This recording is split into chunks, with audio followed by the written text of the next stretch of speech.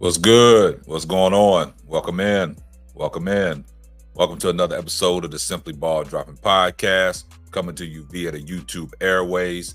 I'm your host and the man behind the mic, K Sap. And today, man, we got an interesting show lined up for you guys. But when you come across this video, make sure you like, comment, subscribe. Make sure you got your post notifications on so you'll know every time Simply Ball drops another hot banger. And if it's your first time coming across the channel and you're new to the platform, do me a favor, hit the subscribe button, share the video out, post your comments, and also give the video a thumbs up.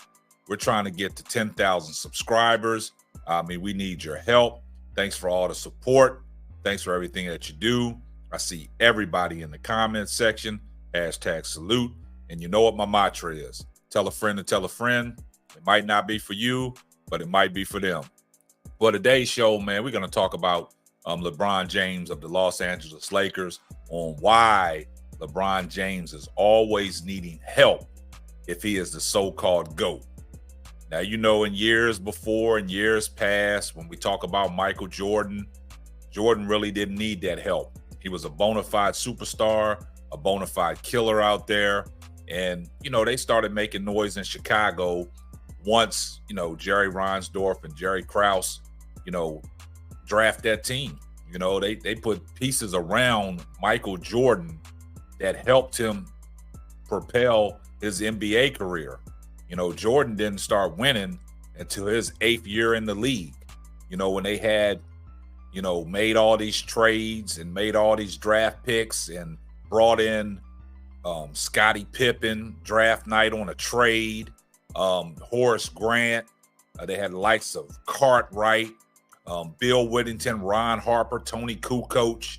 I mean, Jerry Reinsdorf and Jerry Krause did a great job assembling that team around Michael Jordan on everything that he needed for him to be successful. And you saw what that led him to: 6 finals appearances, 6 NBA championships, 6 finals MVP, arguably the greatest basketball player to ever touch a basketball. Now we're talking about LeBron James, always needing help to get over the hump. But I'm going to play devil's advocate. It ain't always about LeBron needing help. You need to put the right pieces around LeBron for him to propel to get the job done. Now, once he left Cleveland and went down to Miami, teamed up with D. Wade and Chris Bosh, there was 2 superstars that was able to be consistent night in and night out. Now, this is the problem that we're having with LeBron and the Lakers now. They're 17-17 after 34 games. Last year, their record, they're only 3 games better than last year. Last year, they was 14-20 at the same time this year. And they didn't excel until they made that trade during the trade deadline where they brought back D'Lo, Mike Beasley, Vanderbilt.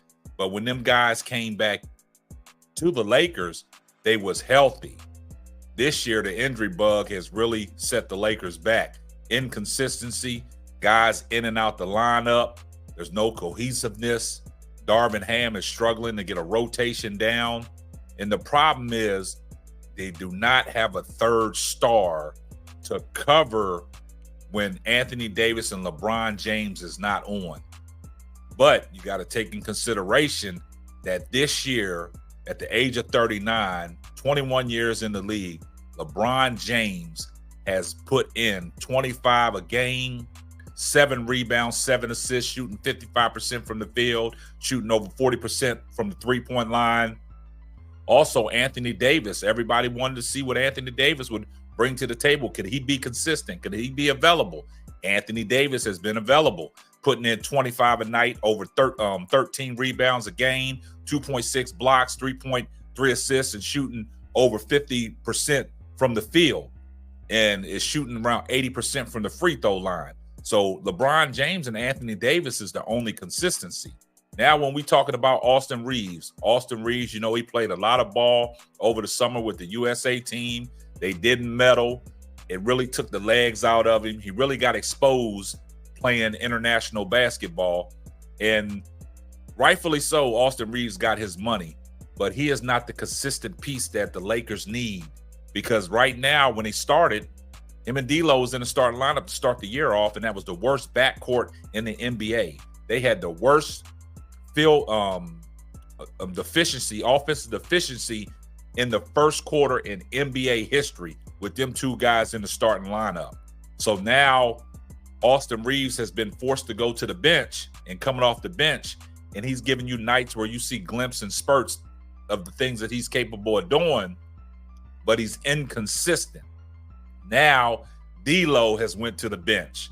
He's played better as of late coming off the bench, but that still does not rectify that starting lineup that the Lakers are putting on the floor, executed by Darvin Ham, are still the worst rated efficiency in the first quarter in the NBA. Now you got guys like Cam Reddish, Taurean Prince, and Jared Vanderbilt. They're all of the same. They don't give you much offensively. They play defense, but they still giving up the most three-pointers in the NBA. And these guys are supposed to be lockdown defenders. They're hustle guys. They make defensive plays in spurts, but offensively, they're not giving you what you need.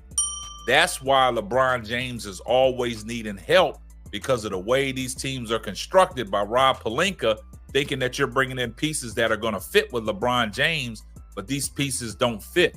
The team that they had last year during the trade deadline with Malik Beasley, but for some reason, late in the season, Malik Beasley was forced into Darvin Ham's doghouse. Now you see what Malik Beasley is doing with Milwaukee. He's out there performing. He's in the starting lineup alongside Giannis Antetokounmpo and Damian Lillard, and he's the starting two guard, and he's putting up numbers. You seeing what Lonnie Walker is doing with the Brooklyn Nets.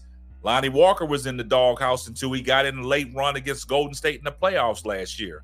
So it's not the fact that LeBron is always needing help, but you guys got to take in consideration, LeBron has never played with a Hall of Fame coach. He's never played with the likes of a Phil Jackson, the guys that when Kobe Bryant and Shaq and Jordan and them was in the league, they was able to play with a Hall of Fame coach to put them in positions to be exceptional. That's what LeBron James has not had. He played with the likes of David Blatt, Paul Silas, T. Lue got him a championship. He's played with Luke Walton, Frank Vogel. Frank Vogel got him a championship. But look at the coaches. Now you got Darvin Ham. Some of the coaches that LeBron has played with are not Hall of Fame coaches. LeBron is the only person that we're talking about, these superstars that were drafted into the league, never walked into an NBA locker room and put on a Robin jersey. He's always been Batman. And at the age of 39, he is still the leading scorer on the Lakers. That's unacceptable. You know, you don't have the consistency where he can take a back seat and these guys are being consistent. So the Lakers are in need of a third star to take the pressure off of them. But when you say third star, when you come to LA, the bright lights, they get bright and these guys might fold under the bright lights. So when they talking about all these trades that are going around, the best fit, I think, would be the likes of a Royce O'Neal, a Dorian Finney-Smith. They 3-and-D guys. That's exactly what the Lakers need. These guys can get buckets, man. They can shoot the three. They can create their own shot. The pieces around LeBron have to fit. And like Kendall Gill said, playing with LeBron James, man, it makes you play, different. It changes your whole game. But, at the age 39, LeBron's still out there doing things that he's doing at a high level, man. And they're just wasting his valuable time, man. He don't have that many years left, man. So, he was brought to LA to win championships. He's already hoisted one banner in 2020 in the bubble. But LeBron is doing great things. Anthony Davis has been consistent, but the Lakers as a whole has not been consistent. And the thing about Darvin Ham, you know how I feel about Darvin Ham. Darvin Ham is not the coach for the Lakers for this group. I think they have the potential, but Darvin Ham just has to put it together. Now, at the age of 39, the other night, LeBron James dropped in 38 against the Pelicans, man, but it wasn't enough, man. And the thing about it is, the lineups that they have on the floor and the guys that they play, they're just inconsistent, man. And these highlights that you're seeing now, LeBron running the floor, you know, he's out there really beating all these young guys down the court, man, giving it all he has, man. You know, his drive to the basket is going, man, his step back jumper, his 3-ball. I mean, he's doing it all, man, but it's the inconsistency that Darvin Ham puts on the floor that causes the Lakers to always play uphill in the first quarter. So when they go down in the first quarter, they're fighting an uphill battle, man. But it's not the fact that LeBron needs all this help, man. He just needs the right pieces around him to make the Lakers go, because outside of Anthony Davis, there's no consistency, man. We thought we was going to see the consistency of Rui Hachimura, but sometimes Rui Hachimura can't even get in the lineup in the second unit because Darvin Ham always forces people in the doghouse. You got two bigs sitting on the bench in Christian Woods and Jackson Hayes, where some nights they get DNPs. And then Taurean Prince and Cam Reddish, like I said, they're one of the same. And then when you bring Vanderbilt in there, Vanderbilt is going to only do so much. He's a defensive guy. And this is what, you know, the Lakers brought him in for defense, man. And he displays defense. He's fighting through injury to get back. And the only reason why he came back early is because he saw the potential in what the Lakers could be. But as we see, LeBron shooting that 3-ball, he's doing everything, but it's just the inconsistency that the Lakers have. And that's where they're flawed at.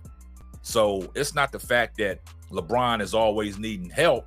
It's the fact that you got to put the right pieces around LeBron James for him to propel his team to victory. But you guys, let me know what you think. Post your comments down. Make sure you share this video out. Give it a thumbs up. And that's going to wrap up another episode of the Simply Ball Dropping Podcast. I'm your host and the man behind the mic, K-Sap. We're going to catch you on the next one.